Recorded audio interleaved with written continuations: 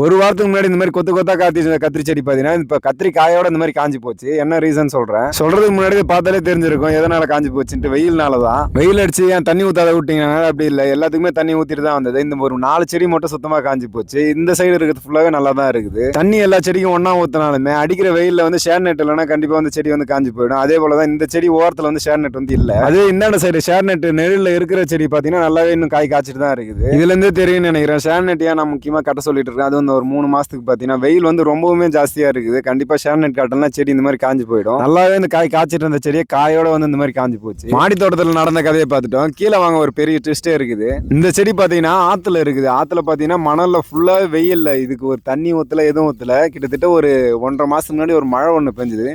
அதுல முளைச்ச செடி தான். முளைச்சதுல இருந்து இது வரைக்குமே இதுக்கு தண்ணி ஊத்தல.